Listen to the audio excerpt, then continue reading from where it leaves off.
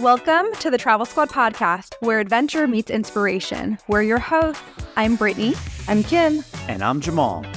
Together we explore international destinations, hike epic national parks, and share unforgettable travel experiences with you, one passport stamp at a time.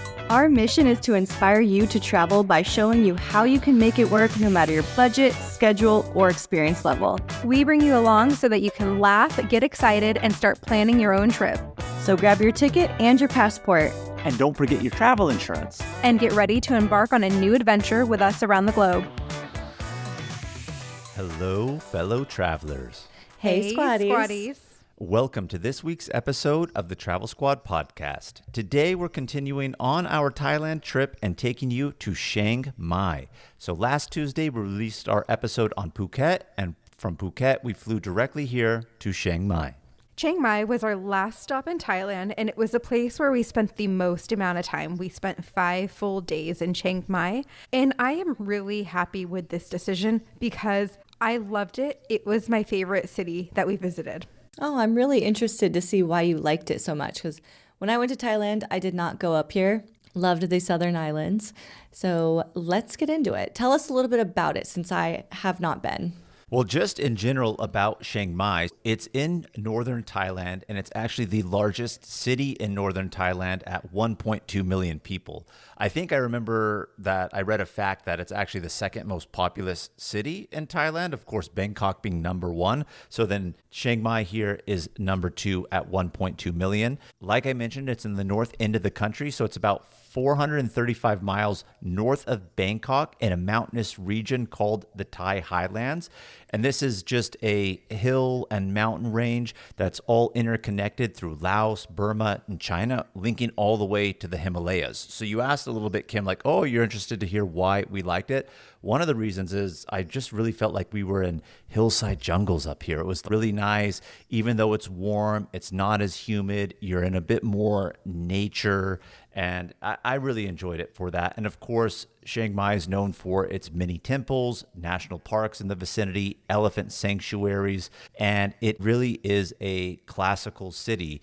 It was founded in the year 1296, so really, really old. And it's known still to have the old city, which is the center part of the city that is the walled fortress that they made in the year 1296. So lots of history and unique things about it. Yeah, there's a lot of history in Chiang Mai. It's not as bustling as Bangkok. It's not as hot as Phuket. It's more laid back. There's over 300 temples throughout the city. It's surrounded by the jungle. So it's just a nice place to kind of relax, but still have a good adventure at the same time. I love that. So someone going to Chiang Mai for the first time, let's hit them with the tips. We've mentioned some of these tips in our past episodes about Bangkok and Phuket, but make sure you download the app Grab. That's the Uber and Lyft of Thailand. And it's another city where, again, you're going to be spending a lot of cash because it's a cash-heavy country culture. So make sure to pull some Thai baht from the ATM. And of course, there are a lot of temples. Brittany mentioned throughout the city, there's over 300 of them. So just remember to wear proper attire to be respectful. You really need to wear clothing that covers your knees, midriff, and shoulders. And of course, when you go in, you have to take off your shoes. So just be sure to do that when you visit the temples and be respectful. Another tip that we mentioned in a previous episode was that we used our American plugs. We did bring our adapters just in case, but everywhere we went had plugs that we were able to use from the US. So just keep that in mind. And then what I feel is the most important thing is knowing the weather. So the wet season here in Chiang Mai is from May to October.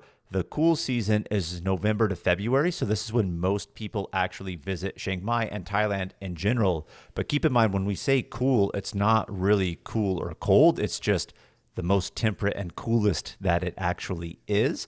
So we still had temperatures ranging while we were here from the high 70s to low 80s, which is pretty good, but it definitely can be hotter. And then the hot season is March to May. And we had a guide here on one of the tours that we did that said hot season, it can get up to like 110, 120. So really, really nasty. And I would avoid going during that time. My gosh. Yeah. So you said you spent 5 days in Chiang Mai. You were coming from Phuket, yes? Yes. And so you arrived morning, afternoon, evening. Set the stage for us.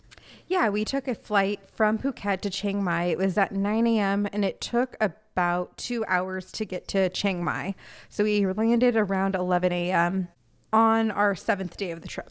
By the way, 11 a.m. is one of the best times to land because by the time you get out of the airport, get your stuff, get to your hotel, get settled in, more than likely they'll allow you to check in. It's like close enough. You say that, and for the most part, I totally agree with you, but not in this case. We were still there a little too early, and they said that the room was not ready, but they allowed us to leave our luggage. But you're right. We've had instances before on other trips where we arrive around this time, and it's close enough to that threshold of being able to get in and check in if the room is available.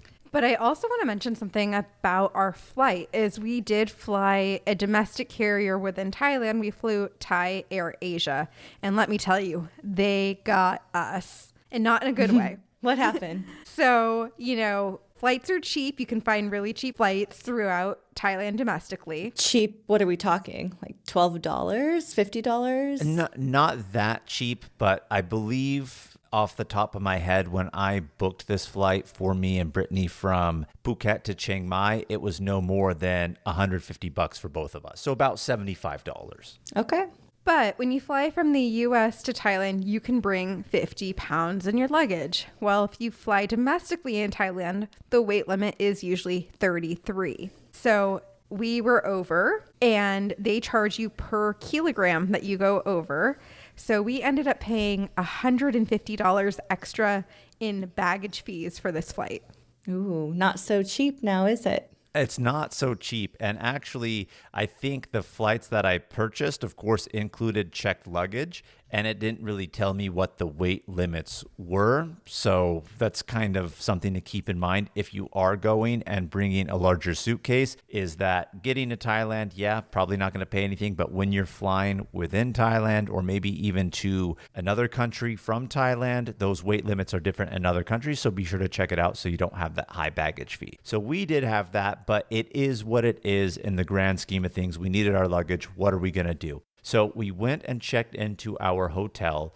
We stayed at a hotel that was called Away Chiang Mai Taipei Resort. Now, when we found this online, looking on Expedia or Booking, it was labeled as a vegan resort. And I said to myself, what is that? Of course I know what it is, because they have a restaurant on property and it's a vegan restaurant and hotel. So of course they don't serve any meat there. Brittany and I are not vegans, but you don't need to be a vegan to stay there. This hotel had a very beautiful aesthetic just from the photos that we fell in love with. And the photos definitely did not lie to us when we arrived. It still had a great aesthetic. And the fact that it was a vegan place, again, didn't bother me at all. But of course, in Thailand, I know I'm not planning on eating at my hotel restaurant. I'm going to be eating out on the street, other restaurants within the city. So I would really recommend this hotel because it was very nice, very central, and again, affordable, good aesthetic. Yeah, it was right outside the east side of the old city walls, and we booked a room with a swim up pool to the room. So if you went right out onto our balcony, there was a ladder to get directly into the pool. Oh my gosh. So that was amazing. And we stayed here twice because as we get into this episode, you'll hear that we spent 3 full days in the city of Chiang Mai. And then from Chiang Mai, we left for an overnight jungle trek. And when we came back from the jungle trek, we checked back into this hotel. But when we checked back in, we stayed in a 3-room suite with a private balcony. What? And did you use all 3 rooms? Maybe we did. And the balcony? And for that suite, it was like $125 for the night. It was so affordable. That's great. Which in Thailand, that's expensive for a hotel, I would say, depending on where you're staying, because you could get it a lot more affordable. But for a 3-bedroom or 3-room suite at that price, I think that's okay. And that was actually a splurge because the normal room wasn't that expensive with the swim up pool balcony situation that we did have. So really look into this hotel, Away Chiang Mai Taipei Resort. Every cup of Nespresso coffee is an invitation to transform your morning routine into a ritual you can treasure each and every day. Using the Virtuo Pup, a simple touch of the button freshly brews bold aromas and a rich, velvety crema layer for delicious cafe-quality coffee at home. Whether you enjoy your coffee hot or over ice, every sip, every morning is unforgettable. Nothing tastes like Nespresso coffee. Visit Nespresso.com or our app to explore our full range of easy-to-use machines and coffees not found anywhere else. This episode is brought to you by State Farm. From your morning podcast to your afternoon playlist, State Farm knows you personalize your entire day, and that's why State Farm helps you personalize your insurance with the State Farm Personal Price Plan. It offers coverage options that help protect what you care about most at an affordable price just for you. Like a good neighbor, State Farm is there. Prices vary by state. Options selected by customer. Availability and eligibility may vary.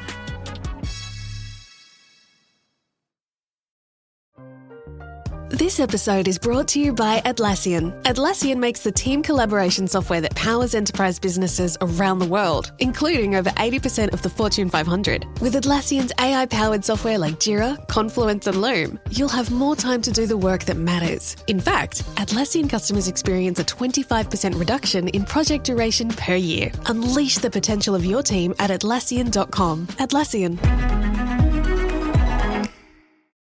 So Brittany mentioned, we checked in. Unfortunately, room wasn't ready, but we got what we wanted out of our suitcase, changed from the plane to go explore the old city, more particularly the temples inside. So when we say the old city, again, the old city that was built in the 1200s. But what's really cool about it is it's a perfect square. There is an ancient wall that goes all the way around. It's not 100%.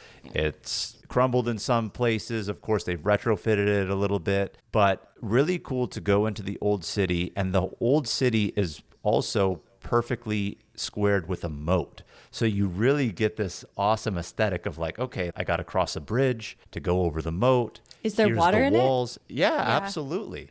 So it's if you Google map Chiang Mai and look at the old city, it's a perfect square with a moat around it, and it's really, really cool. So we knew today, okay, let's go explore the temples within the old city. Yeah, and I mentioned in the city of Chiang Mai itself, there's over 300 temples, but in the walled portion of Chiang Mai, there's over 100 of those temples within. So on this day, we decided to check out 6 different temples. We went to Wat Phan On, Wat Phan Tao, Wat Pra Sing, Wat Chiang Man, Wat Chedi Luang, and Wat Sien Hoang Ma Luang.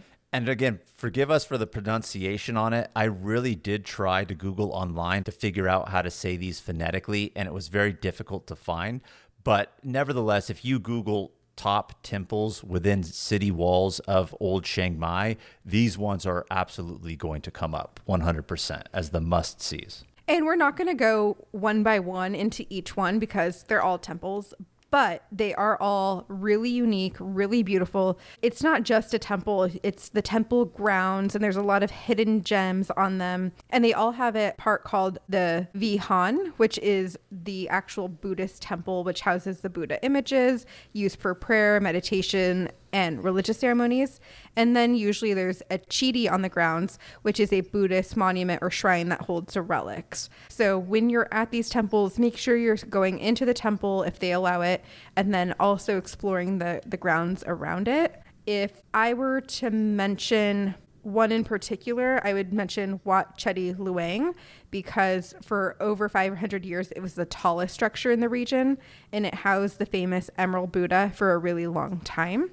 And construction of this temple began in 1391, so it's very historic. And that Emerald Buddha that she's talking about that was housed at that temple is the same one, if you hearken back to our Bangkok episode, that is now in the temple on the Grand Palace grounds in Bangkok. So it moved from here in northern Thailand, and now it's in the Royal Palace Temple in Bangkok. So historic in that right. But, there's over 100 temples to choose from. So these were the ones that I did a lot of research on that came up as some of the best to visit. And each of them are really unique and different.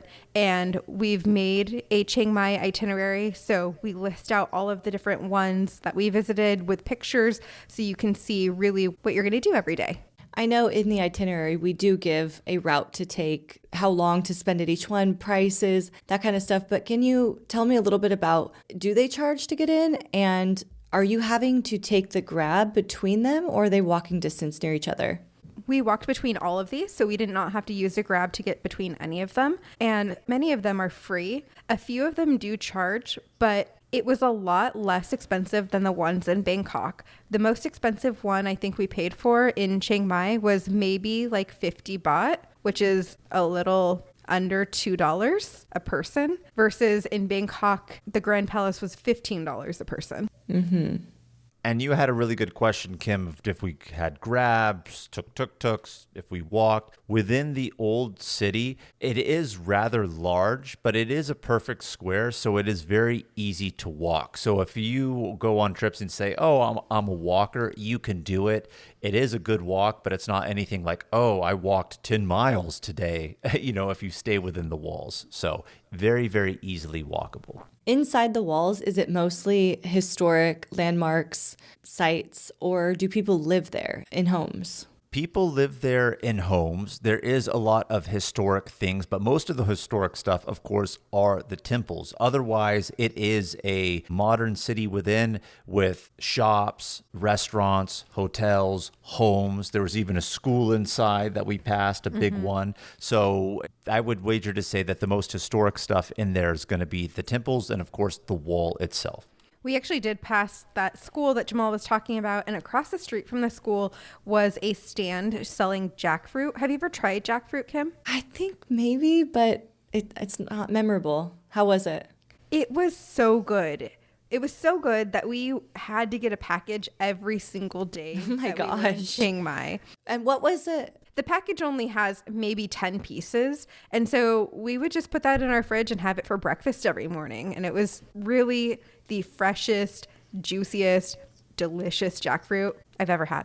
My gosh, because I know jackfruit only as a meat replacement. I see it a lot in like vegan barbecue. What does the jackfruit actually taste like? Funny that you mentioned that, Kim, because Brittany told me that she's seen that jackfruit is high in protein and the texture also can give off the texture of meat. So it is used in a lot of vegan recipes that way as a meat replacement. But when you actually eat it as a fruit, there is a large seed that's wrapped in the fruit casing. It is, I don't want to say like chewy, but it is tougher to chew, but not like you're really straining yourself. But it has just a really nice, sweet flavor, a little tangy to it. I mean, of course, everybody's palate's a little bit different, but really worth a try. If you are in Thailand or anywhere within Asia, tropical place where jackfruit is prevalent and inexpensive, do yourself a favor and try it. I think you would like it. Yeah, the pack that we would pick up every day that Jamal and I had for breakfast, it was 20 baht, so less than $1 for this package of fruit. Score. So we saw all 6 of these temples, walking around and just exploring in general. It took a little bit of time, and we did work ourselves up an appetite. And of course, one of our favorite things to do when we travel in countries where they have them is go to markets. And Thailand has a lot of markets, and Chiang Mai as a city has lots of markets. The most popular and famous one, I would wager to say, is the Chiang Mai Night Bazaar. So after our time exploring the old city, we made sure to come here, explore the market, get some food, and enjoy ourselves. This is outside of the city walls, so not in the old city, but still relatively close to our hotel and the old city. Yeah, it was about a 10-minute walk from our hotel, and it's just a huge maze of different food vendors. There's art, clothing, souvenir shops. They have a whole section dedicated to like the food though, which is what we wanted to focus on. We started with like a little sampler of mochi.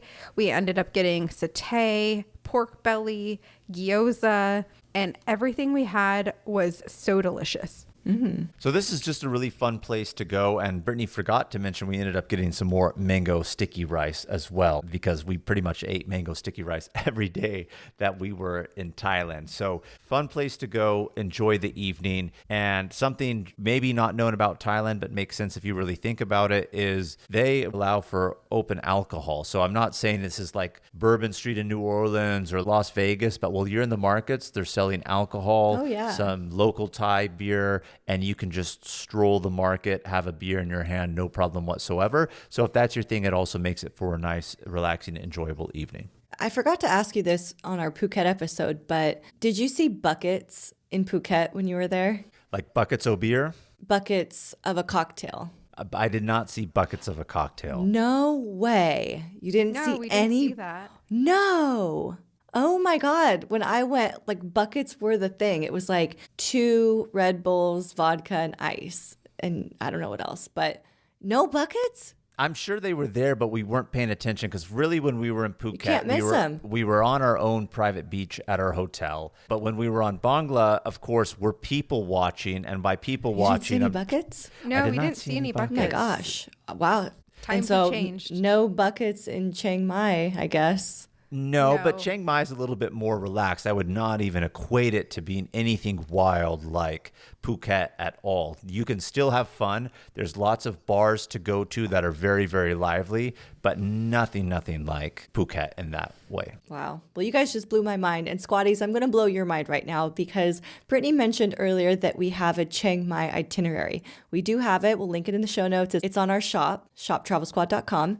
But as a bonus for you, we also have itineraries on Bangkok and a full one on Thailand and another bonus one coming on Singapore as a little tease to what's coming next. So check out shoptravelsquad.com and check them all out.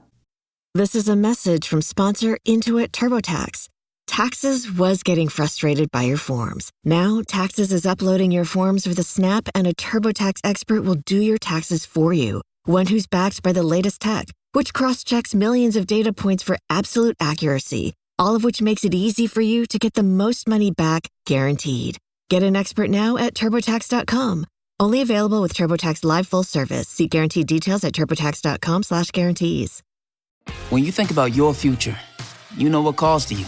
Meaningful work, happiness, growth, and sharing these values with others. But how will you find all of that? There are many paths forward, including one you may not have considered. The military provides countless opportunities to pursue your calling, where you can be part of something bigger than yourself, while still being yourself, and having the future you want. You have a calling, we have an answer. Learn more at todaysmilitary.com. This episode is brought to you by Indeed. When your computer breaks, you don't wait for it to magically start working again. You fix the problem. So why wait to hire the people your company desperately needs? Use Indeed's sponsored jobs to hire top talent fast. And even better, you only pay for results. There's no need to wait. Speed up your hiring with a $75 sponsored job credit at Indeed.com/podcast. Terms and conditions apply. So our second day in Thailand, we started with a trip to Tiger Kingdom. And this wasn't something that was actually on our radar before we even started this trip. As we were getting closer to our trip, we kind of made this last minute decision that we were officially going to go because we had heard good things about it from our friend Josh, who was just in Thailand, and then other friends, Bob and Lorraine, that were there previously.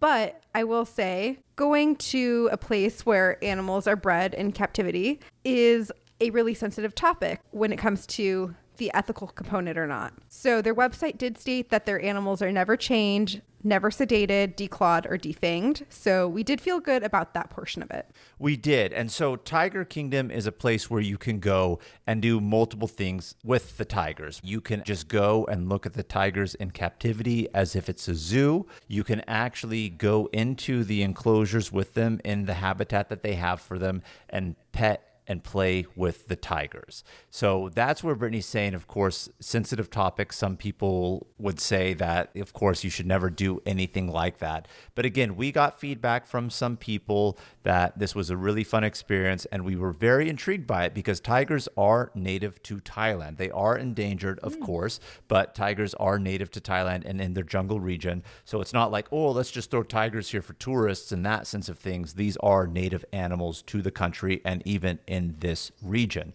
So we did it, and we have mixed emotions about it. Yeah, so a lot of reviews, if you look at reviews of Tiger Kingdom, they say that they think the tigers were sedated. We did not feel that they were sedated. We think cats sleep a lot in general because as we touched them, they would wake up, they would kind of move around, but they didn't seem drugged. And the babies for sure were absolutely not sedated.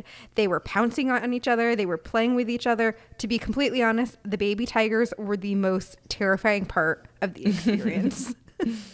Yeah, they were definitely the most aggressive of them. So when you get to Tiger Kingdom, again, you could just choose to not even interact with them, just observe them and view this facility as if it's a zoo. Or you can say, hey, I want to get in the enclosure with the babies and pet the babies. And do they charge you differently based on what you want to do? They do. And they have packages. So then you could do, okay, they're not the babies. Now here is still a tiger under a year, but cats, dogs, they grow fast, right? They're still big, but it's not as big as a medium-sized tiger. Then they have the large, and then they have the giant. And you could do a package of mixing them all together, doing a couple, doing it a la carte, whatever you want to do. And what did you do? So we did a package where we got to interact with 4 different enclosures. So we did the babies, and the babies were about 3 months old. They had the option to do the newborns, which we did not do. And then we ended up doing the small and medium tigers. We skipped the large, and then we saw the giant tigers. The giant tigers are 12 years old and 400 pounds. So the most massive, huge tigers you can get. And you went into an enclosure with a giant tiger? Yes. With two giant tigers. And ironically enough, they were the most friendly out of all of them. I mean, of course, the babies were playful, but the 2 giants were the ones that really wanted to interact with us more than anybody else. They've been around longer, I guess. I guess so. So this is not something I would do, not because of the animal situation, but because I'd be scared. And it's totally something you guys would do. You want to go swim with sharks. You want to go up to the tip top of a cliff where you can fall to your death, and now you want to go into an enclosure with giant tigers. Okay.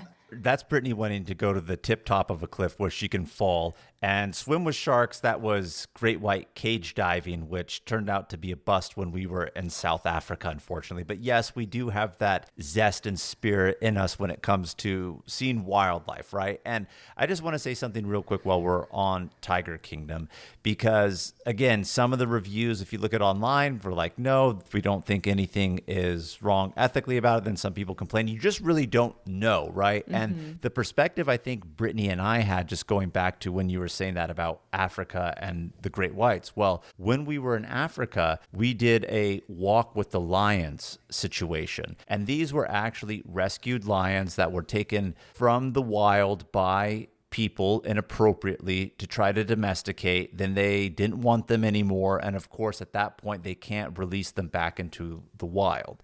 So then this company rescues them to take care of them. And of course, to help fund it, then they have tourists come and you're able to interact. But those lions, of course, they can't be released fully into the wild, but they are not in an enclosure. It's an open bush that they wander in.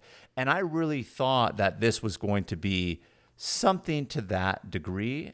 I knew, of course, it is geared towards having tourists come, and of course, some of them were in cages, but I really thought that this is where it was. I didn't realize all of them were bred in captivity until we were there and they told us, and that's not anything that I saw online or that we saw online. Yeah, it was nothing that we saw. When we were in the cage, I was just trying to talk to the keepers, and I was asking them, like, how much do they weigh? Where were they born? And so just got a lot of information that way. So the pros of this experience was you do get really close interactions with the tigers, and it's a one-in-a-lifetime experience. When we were in the cage with the baby tigers, we actually got to bottle feed them. It wasn't even something that we paid for or even anything that we knew that we could do. We were just in there. They were being rambunctious. They were all playing with each other. And, you know, kittens are really like feisty little things. So the tigers were just like that. And then all of a sudden they're like, oh, it's time to feed them. And they bring out a whole bunch of bottles and they hand you one. And now you're feeding a baby tiger and they get milk drunk and they relax. And it's so cute to see. So really close, cool interaction. Going in with the 400-pound tigers, the giant tigers, also really amazing up close interaction as well. Both of them were alert. When we first walked into the enclosure, there was one that was laying down and they told us to go pet that one. Well, the other one was just kind of walking around, and then it came and sat directly in front of us wanting to be pet. So again, I didn't feel like it was sedated, and they really didn't do anything in front of us that made me think like they were being harmed. But of course, there are cons of the situation. And with the other tigers, the ones that were labeled small and medium, they were asking us like for the photo opportunities, do we want them to like wake them up? And we did not want them to stimulate the tigers in any unnatural way. So if the tigers reacted to us petting them and opened their eyes, that was fine with us, but we didn't want them like touching them so that we could get the tiger to like interact with us more. So we got to Tiger Kingdom by actually taking a grab because it happens to be about, what was it, a 30-minute drive away from the city center. Luckily, our grab driver, he was also a driver for hire, and he just decided to wait for us. And he's like, I'll take you back to Chiang Mai. And we knew when we were done that we wanted to go get some khao soi. Now, khao soi is a very famous Thai dish, more particularly in the northern region. So when you're here in Chiang Mai, you're going to see signs all the time for khao soi, khao soi. And we told our driver that we want to go back to Chiang Mai. This is where we want to go. And he knew exactly where this place was because this is one of the most famous places in Chiang Mai to get khao soi, and it's called khao soi mae sai. Did you have any khao soi when you were in Thailand, Kim? No, I've never heard of it actually. So it's like a Thai curry soup with egg noodles and a type of meat. So you can have chicken or you could have beef. It's spiced very similarly to curry, but then it's topped with fried noodles on top. So it gives it a nice crispy crunch. And what type of curry would you liken it to? I would liken it closely to a red curry. Okay. Honestly, you could really think of khao soi. I would equate it to Japanese ramen because it's a broth and it's a noodle soup, and you could put whatever toppings you want. But of course, khao soi has the crispy noodles on top in addition to the non-crispy noodles, but the broth is going to be a curry-based broth, almost like you would just have like Thai curry over rice or something like that. So really good. And then from the khao soi restaurant, we decided to explore the temples outside of the city gates. So there were 4 temples that we wanted to visit that we hadn't seen because these were outside of the city gates. And I'm going to do my best pronunciation. We started at Wat Luk Moli, and this is one of the city's older temples. It's right outside of the northern gate to the old city, and it's really popular during lantern festivals because it has really cool decorations. So we went there, it was free, and then we decided to cross the street because we were going to walk through the old city to get to the other ones. But right across the street, this one wasn't originally on our list, but there was another temple called Wat Rajamantian, and it's right across the street from the Wat Lo Moli. And there's a huge Buddha statue outside the temple, but they only allow men in the temple. So Jamal was able to go in, and I was not able to go in. Wow. Yeah, only men in this one, but it's still worth going because women can get on the grounds. You could get up to the giant Buddha that's on the outside, but to actually go in, it is only men. But then we cut through the old city because that was the quickest path to get back to the outside of where we wanted to go again to see some more temples on the outside of the old city. But we really wanted to try durian. So what we asked you about jackfruit earlier, Kim, are you familiar with durian? No. So durian is a fruit. Of course, it is native to this region of the world and in tropical places. And it's a fruit that people either love or hate. And it's known to actually be a smelly fruit. So some people don't like it at all because of the smell, because of the taste, because of the texture. But some people swear by it. And they are selling durian all over the place. And I wasn't expecting it to be as expensive as they sell it for. But we were like, all right, we're here. We got to try durian, see what all the hype and fuss is about. So as we passed through the old city, we picked some up before we headed on to the other temples. While we were here, when we tried the durian, we actually took a video for you squatties, and we had posted it at the time that we did it. But as this episode airs, we're going to post it again for you guys to see. We started with a smell test, and then we dove into the durian at the same time, and then you got to see our reactions. I was expecting for it to taste worse because of the smell. It wasn't a bad taste. I wouldn't eat it again just because. Like, I wouldn't go out and buy it. But if it was there, I would try it again. You know, why not? What does it smell like? It's really tough to describe. I wouldn't say it's like sewage, like odor or anything like that. But you said trash? Yeah, Did you say trash? Like a little I can see that. trash. Like, you know, if you cut one, you'll smell it, but it's not really that bad. But when they have a whole bunch of it together, then you can really smell it, and you could smell it from like a block away. Ew. And it has an odor to it to the point where, one, they give you gloves for your hands when you're eating it, so it doesn't even get on your hands. And two, in our hotel rooms and within Thailand, more particularly Bangkok, when we were riding the subway, they have signs that say it is forbidden to eat durian in the hotel room or on the subways because of the smell on it. So I guess that is the best way to put it. Kind of smells like trash. Flavor-wise, it did not taste like trash. It didn't taste good. Well, have you ever eaten trash? I have not eaten trash, but I can imagine what trash would actually taste like. What really got me more so was the aftertaste. I didn't like the aftertaste that was left in my mouth. I'm going to be honest. To me, it reminded me of the aftertaste after you vomit. That's really kind of like the vibe I got from it. And then the texture almost felt like I was eating brains. Ew. Just kind of like that mushy texture. Would you eat it? No. But, Britt, would you rather eat durian or that giant larva from Ecuador? Durian. Okay, so it's not that bad. Durian over the larva, huh? You'd seem to handle the larva like a champ when we were in Ecuador. I mean, I did handle it like a champ, but it tasted like nothing, but you know what it is. Durian, at least it's a fruit, and it has somewhat of an okay taste. So, yeah, I would eat that again. I would eat them both again, but durian more. Okay. Well, squatties, you got to try it. Flex your business with an American Express Business Gold Card. You'll earn 4 times membership rewards points on your top 2 eligible spending categories, like transit and electronics, each month, on up to $150K in combined purchases per year. Plus, you can now earn 3 times membership rewards points on flights and prepaid hotels booked on AmexTravel.com. Terms and points cap apply. Learn more at AmericanExpress.com/business-gold. Amex Business Gold, built for business by American Express. Look around. You can find cars like these on AutoTrader, like that car riding your tail. Or if you're tailgating right now, all those cars doubling as kitchens and living rooms are on AutoTrader too. Are you working out and listening to this ad at the same time? Well, multitasking pro, cars like the ones in the gym parking lot are for sale on AutoTrader.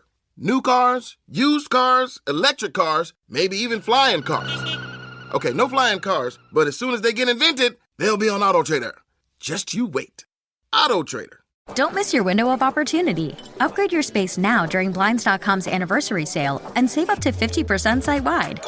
Our design experts can help schedule a professional measure and installation, plus guidance for DIYers too. With over 25 million windows covered and our 100% satisfaction guarantee, you can count on Blinds.com to deliver results you'll love. Shop Blinds.com's anniversary sale now for up to 50% off site-wide. Save up to 50% site-wide at Blinds.com. Rules and restrictions may apply.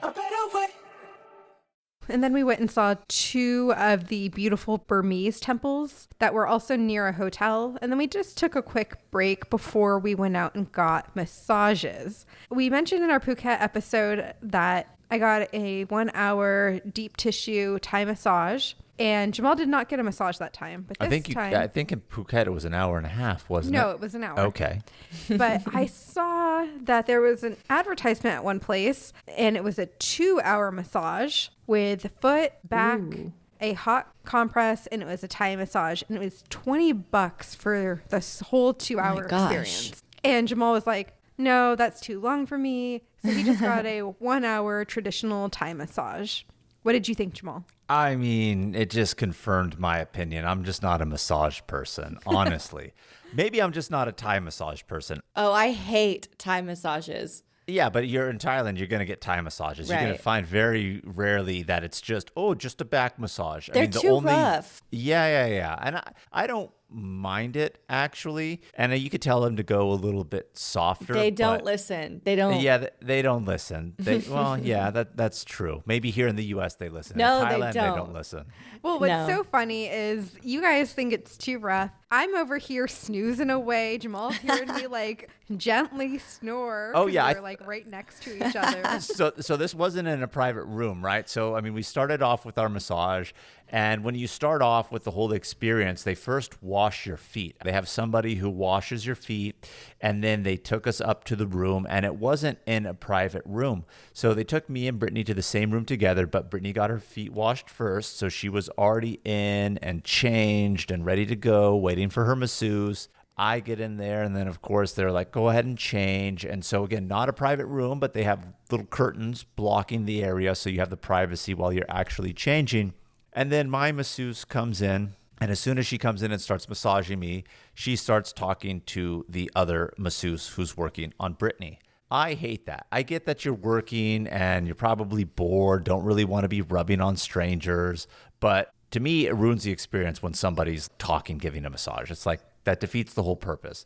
Plus, it's not my style of massage. And then I really thought, because it wasn't a private room, that they brought in a third person at some point, because I heard snoring, but it sounded further away than Brittany right next to me. And I'm like, man, did somebody fall asleep? But it was Brittany who got in super like relax mode during her massage while they're pulling her apart that somehow she started snoring. So like I could do massages on my back, but a Thai massage and then you like stretch me and do all that stuff, I'm not feeling it. They literally beat you up. I love it. They had the hot compress they were putting all over my back, and they did a foot massage, and they stretched me out, and they did a whole body Thai massage.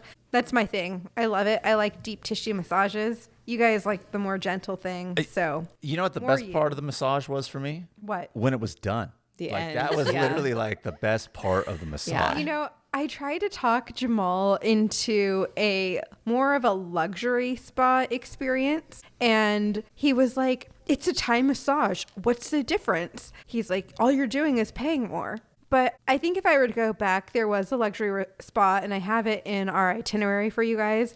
But it started with the 1 hour Thai massage. They pick you up from your hotel. You get mango sticky rice after. You get tea afterwards. So it's like a whole situation.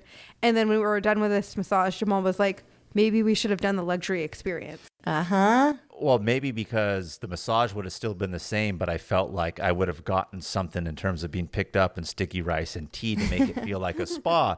But it's one of those things when we're on vacation, I really try not to think about what we're spending. And I know that's a luxury to not really have to have that thought of like, oh, what are we spending, right?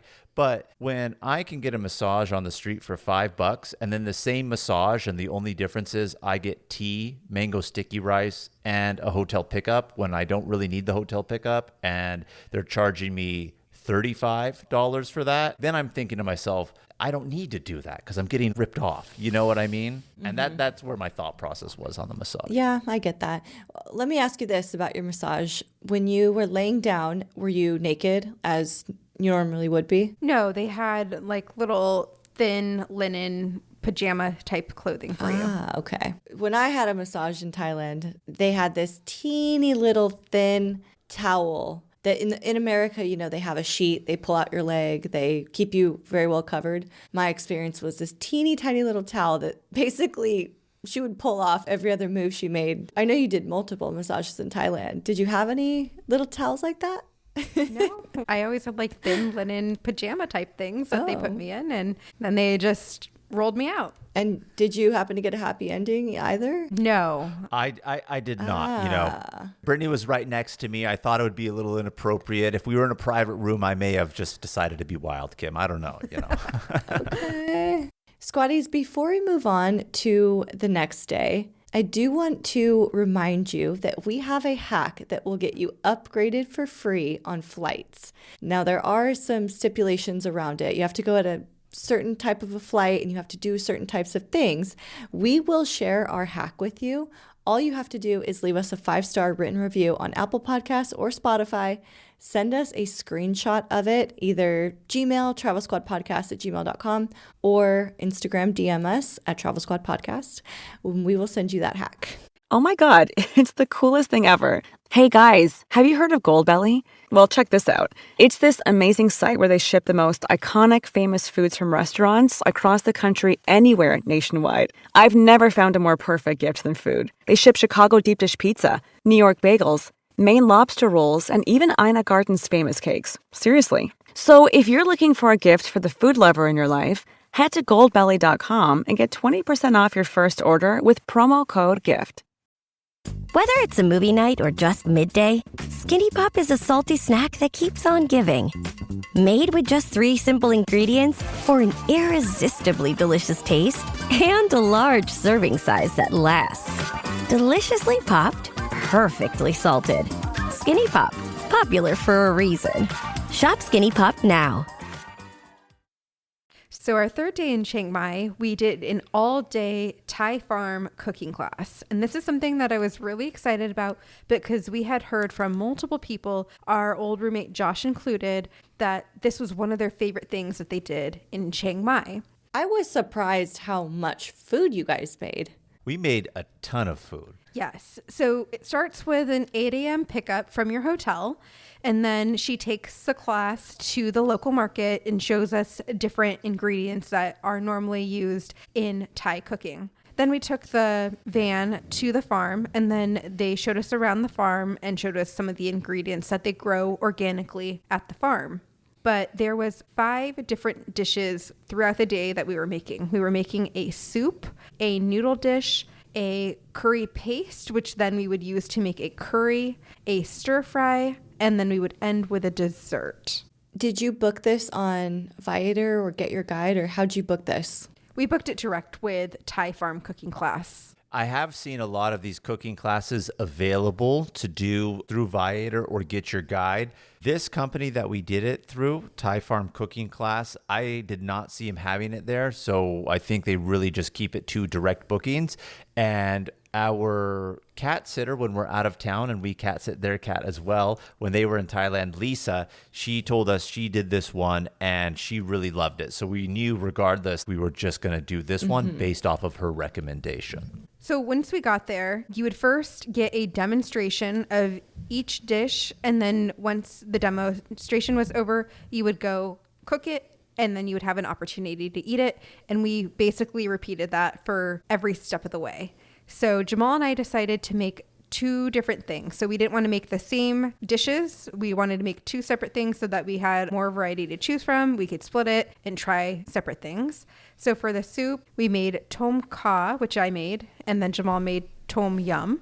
And then for the noodles, I made a pad thai and Brittany made drunken noodles. And then we got to make the curry paste, which we got to actually pound out ourselves and like make the paste, which was really cool. And so Jamal made panning and I made the cow soy. And then for the stir fry, I made a sweet and sour chicken. Brittany made a chicken basil. And then for the dessert, I did the mango sticky rice and Brittany did bananas and coconut milk. Yummy. And so each course, again, we did 5, but there were at least 4 items to choose from each course of what you could do, minus the dessert. I think the dessert, there was only 3 choices, but you had multiple other choices of what you can actually make from each one of those courses. So that was really cool. And one thing that we didn't mention too is as soon as we got to the farm, I mean, it is a legitimate farm and everything they grow is all organic. So they started us off, like Brittany had mentioned, going to the market just so we could see like these are the typical ingredients. Most people here living in Thailand, this is what they're going to buy to make this type of food. But on the farm, before we did our cooking, they grow all of the stuff that they can there. So all of like the Thai basil, other types of herbs, the roots that you would use when you actually make the curry paste, they all grow that there. So she gave us a demonstration, even picked a couple of those items. We got to eat them raw before they were actually cooked and try it out. So it's a really immersive experience. And if you like to cook, it's fun. Even if you don't like to cook, it was a fun experience. And you just get to eat a bunch of food all day, leaving really, really full. Yeah, we were so full by the end of the day, but we got to meet new people and everyone made different things. So one of the choices to make was spring rolls, and we didn't choose that. So we got to watch them make the spring rolls, and almost every single type of curry was chosen to make too. So we got to see how each of those curry pastes were put together and made and kind of see the end result. So very informative, really fun, very immersive. And then at the very end, they give you a digital e-cookbook with all of the recipes for everything that you could make. And I actually downloaded it today and saved it.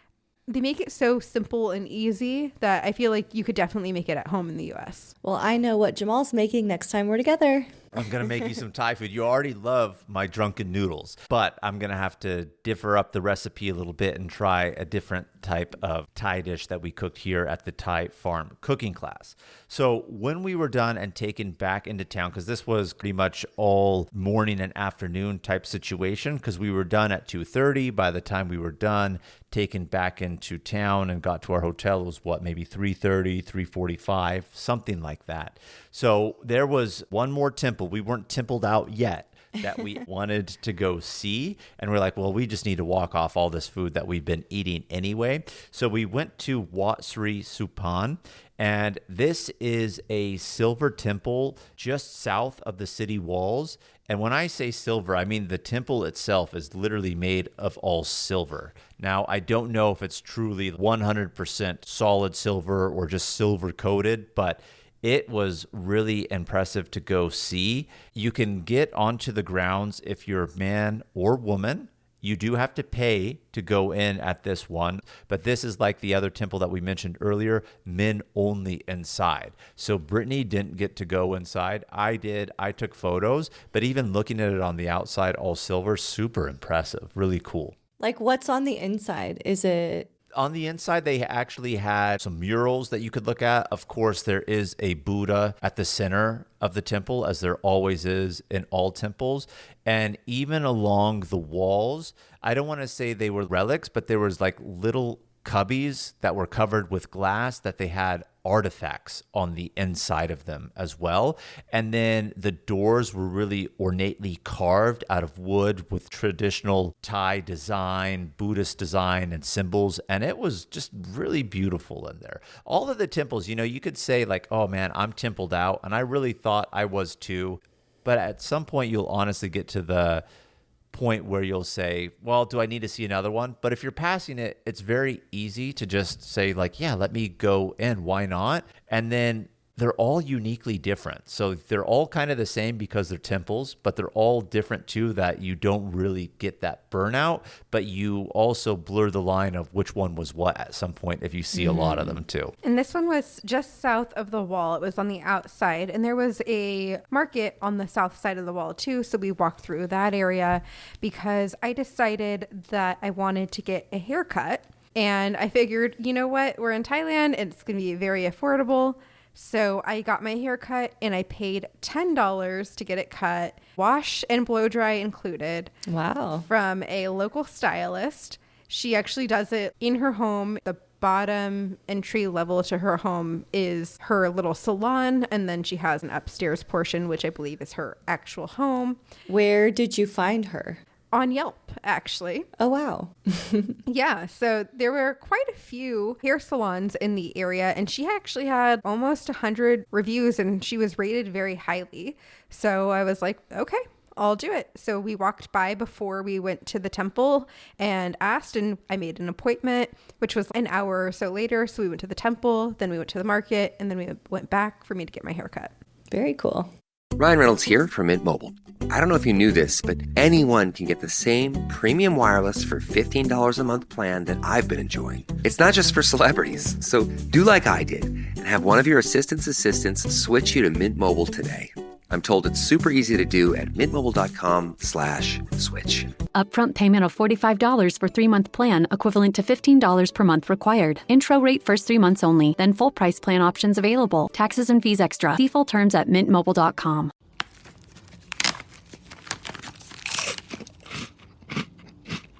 Uh-oh. The last cookie. You can get a new box of cookies in as fast as an hour with Walmart Express Delivery. Are you my guilty self-conscience? No, invoice offering you promo code EXPRESS for free delivery on your first order. Hey, who ate my cookies? You mean these cookies? Order now. Welcome to your Walmart. Promotion valid for first express delivery order. $50 minimum subject to availability. Restrictions apply.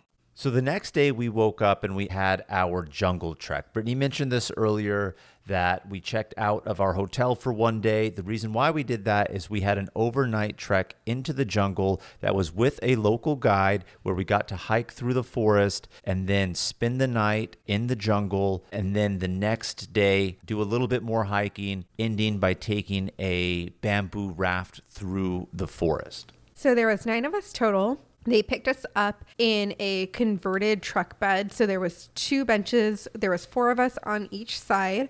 And then 1 person rode in the back of the truck. There was 3 people from Belgium, 2 people from France, 2 German, and us 2 Americans. And we actually have a Just the Tip mini episode specifically all about the jungle trek. So we're not going to go super deep into it. But Jamal mentioned we went to a waterfall. We had lunch. We hiked about 3 hours in the forest. We made it to a village. There's about 70 families that live in the village, and our guide was from that village. We saw an elephant while we were there, which Jamal thought was a little switch and bait because we were supposed to go to an elephant sanctuary the next day. But because we saw this elephant in the village, he said that was our elephant experience, which I thought was okay because it was such a unique experience. The elephant lived in the jungle right outside the village, had its own ancient tribe member keeper that walked her to the jungle every night, and he would care for it during the day. So very unique experience. We stayed in a village hut on the upper level. All 9 of us slept together in the same room. So very unique. You just meet these people that morning, and by nighttime, you're all sharing the same room and 1 bathroom up there. Hostel style. It really was hostel style, but it was a really fun experience. And when we were in the village, staying with our guide, him, his wife are hosting us, doing the cooking. We had an amazing traditional Thai dinner.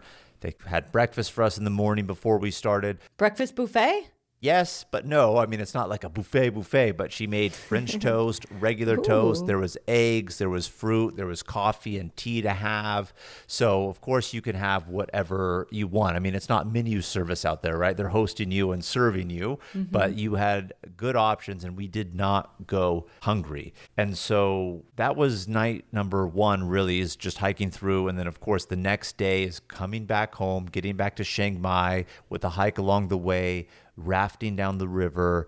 And as Brittany mentioned, we have a specific Just the Tip episode on this. So since we're pretty much an hour into this episode right now, if you're going to be listening to that, we don't want you to have to hear this twice. So this was just a really great experience. And if you want to know more, tune in to Just the Tip. But I do want to say at the end of this day, which is our last night in Chiang Mai, we had gotten a DM from one of our squatties, Gavin.